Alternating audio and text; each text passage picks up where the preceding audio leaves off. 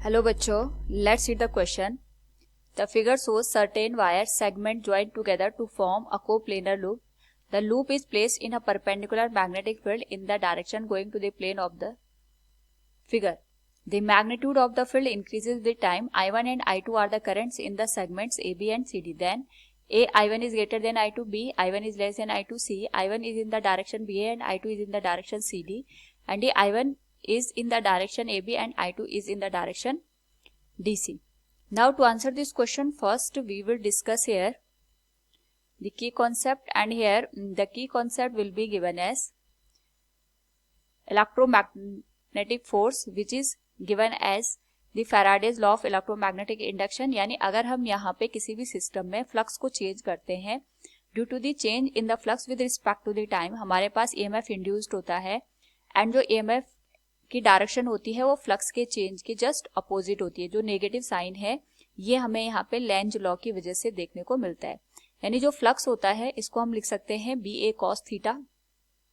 तो फ्लक्स को चेंज करने के तीन मेथड हो सकते हैं, या तो हम मैग्नेटिक फील्ड को चेंज करें, या तो एरिया को चेंज करें, या तो हमारे पास जो मैग्नेटिक फील्ड और गिवन एरिया है इसके बीच का जो एंगल बनता है उसको चेंज करें.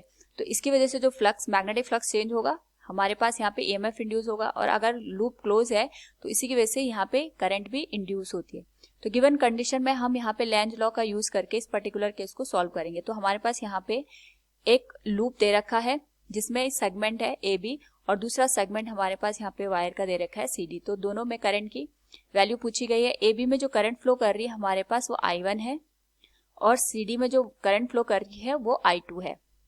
तो सबसे पहले हम ये देखेंगे कि हमारे पास यहाँ पे जो करंट की डायरेक्शन होगी वो कहाँ होगी, क्योंकि इस पर्टिकुलर केस में हमारे पास जो मैग्नेटिक फील्ड है ये टाइम के साथ साथ इंक्रीज हो रहा है, और यहाँ पे अगर हमारे पास मैग्नेटिक फील्ड इंक्रीज हो रहा है इसका मतलब इसकी वैल्यू वेरी कर रही है. मैग्नेटिक फील्ड के वेरी करने की वजह से जो फ्लक्स होगा ये भी हमारे पास चेंज होगा, और अगर यहाँ पे मैग्नेटिक फ्लक्स चेंज हो रहा है तो मैग्नेटिक फ्लक्स के चेंज होने की वजह से यहाँ पे ईएमएफ इंड्यूस होगा, और इस ईएमएफ की वजह से हमें यहाँ पे इंड्यूस्ड करंट देखने को मिलेगी. नाउ अगर हम बात करें यहाँ पे इंड्यूस करंट की, तो इस इंड्यूस करंट की डायरेक्शन इस तरीके से होगी कि ये फ्लक्स के या मैग्नेटिक फील्ड के चेंज होने का अपोज करे. चेंज होने का अपोज का मतलब अगर मैग्नेटिक फील्ड इनिशियल केस में इंक्रीज हो रहा है तो यहाँ पे मैग्नेटिक फील्ड की डायरेक्शन इस तरीके से होगी कि ये यहाँ पे मैग्नेटिक फील्ड के जस्ट अपोजिट डायरेक्शन में हो, और यहाँ पे अगर हमारे पास मैग्नेटिक फील्ड डिक्रीज हो रहा है पहले कंडीशन में, तो जो इंड्यूस करंट होगी इसकी वजह से जो मैग्नेटिक फील्ड बनेगा इसकी डायरेक्शन सेम होगी जो कि हमारे पास प्रीवियस केस में है. नाउ यहाँ पे अगर हम एनालिसिस करें तो हमारे पास जो मैग्नेटिक फील्ड है वो बढ़ रहा है. अगर यहाँ पे मैग्नेटिक फील्ड बढ़ेगा तो जो इंड्यूस करंट है इसकी वजह से हमारे पास नया मैग्नेटिक फील्ड बनेगा, और इसकी जो डायरेक्शन होगी वो ओरिजिनल के जस्ट यहाँ पे अपोजिट डायरेक्शन में हमें देखने को मिलेगी, क्योंकि यहाँ पे जो ओरिजिनली मैग्नेटिक फील्ड है इसकी जो डायरेक्शन है ये हमारे पास इनवर्ड है. तो जो हमारे पास यहाँ पे नया मैग्नेटिक फील्ड बनेगा उसकी जो डायरेक्शन होगी ये हमें आउटवर्ड डायरेक्शन में देखने को मिलेगी.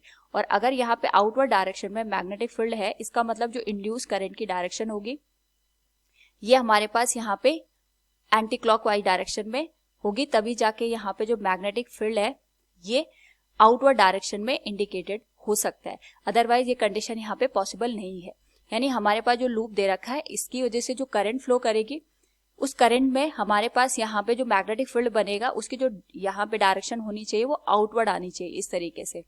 नाउ अगर हम यहाँ पे लूप को कंसिडर करें तो अगर हमें यहाँ पे आउटवर्ड डायरेक्शन में मैग्नेटिक फील्ड चाहिए, इसके लिए हमें जो गिवन लूप है इसमें करंट की डायरेक्शन एंटी क्लॉकवाइज चाहिए होगी. तो एंटी क्लॉकवाइज का मतलब ये होगा, ये तभी पॉसिबल है जब हमारे पास ए बी में करंट ए टू बी जाएगी, और जब ये ए टू बी जाएगी तो ये इस लूप में इस तरीके से रोटेट करते हुए जो आउटर हमारे पास लूप है उसमें डायरेक्शन डी टू सी होगी. यानी अगर हम ऑब्जर्व करें तो हमारे पास इस पूरी कंडीशन में जो करंट की डायरेक्शन है वो एंटी क्लॉकवाइज डायरेक्शन में इंडिकेटेड है, जिसकी वजह से जो मैग्नेटिक फील्ड बनेगा वो आउटवर्ड बनेगा. हम यहाँ पे ए बी को बी टू ए कंसिडर नहीं कर सकते. अगर हम बी टू ए कंसिडर करेंगे तो जो हमारे पास लूप में करंट की डायरेक्शन होगी वो क्लॉकवाइज बन जाएगी, और क्लॉकवाइज के लिए जो मैग्नेटिक फील्ड बनेगा वो इनवर्ड बनेगा, जो कि इस पर्टिकुलर केस पे पॉसिबल नहीं है.